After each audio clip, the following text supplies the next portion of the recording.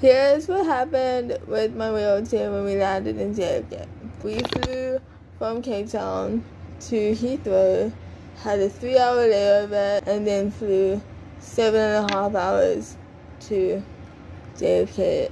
So there's always a level of disability anxiety when you travel. I was expecting some kind of drama. When we landed in Heathrow, everything was fine. I had a wheelchair.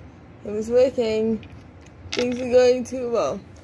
In my seat, they said, "Let's get you to the front of the plane." I asked, "Is the wheelchair there?" They said, "Yes." Our assumption was that the wheelchair was there. It was not. They had one of their giant airport wheelchairs that don't have sides or seatbelts or any kind of support. Told us then, once we were out of the plane, interestingly, no longer a British Airways problem. The wheelchair was at baggage claim. Yeah, I'm not supposed to leave the plane without my wheelchair being there.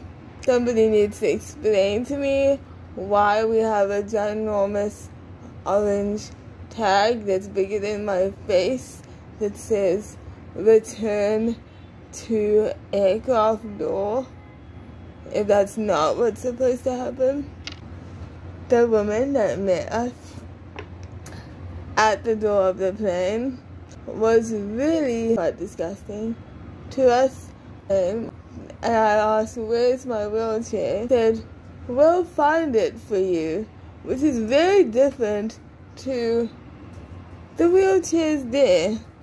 They wanted to put me in one of these airport chairs. I just sat there and said, "I can't sit in that." They were like, "No, it'll be fine." I said, "I can't sit in that." I'm getting angry again, just telling the story. She said, "Oh, well, we're giving you this one to use. Like it's an upgrade from my own wheelchair. We're supposed to be so grateful that you are providing an aisle chair that is not supposed to leave the aircraft." Saying that to me made me angry. And she kept saying, "Ma'am," like she was being polite. "You need to bring the wheelchair to us." Their argument was the wheelchair is too heavy to lift up the stairs. A couple things wrong with that. A wheelchair is not like a motor car of a wheelchair. It's literally a manual wheelchair with batteries. If that's too heavy for you, you need to go do a workout. Bring the wheelchair to me. However you get it here is your problem. He then said, "Ma'am, if they carry the wheelchair up here and it falls backwards and hurts one of the workers, are you going to take responsibility for that?" It's still your responsibility to get the wheelchair to me. I was not safe. I entered the country backwards. You know, life is about new experiences, I guess. But undignified that I was expected to appreciate that kind of treatment. That was shit. And we had gone through half the airport, gone through customs, got our suitcase.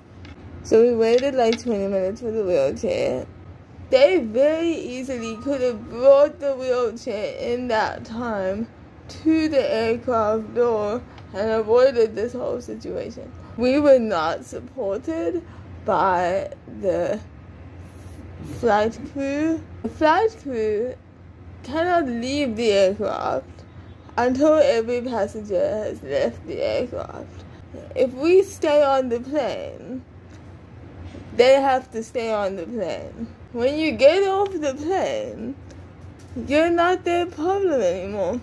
So I've learned that I have to be as inconvenient as possible to as many people as possible to get what I'm supposed to get anyway.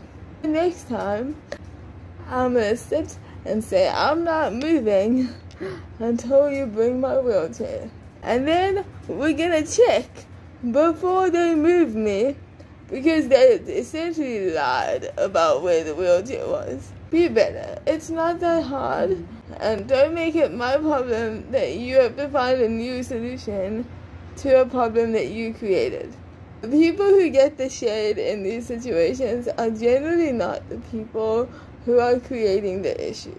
The people who get me to my wheelchair are different people to the people who get the wheelchair to me.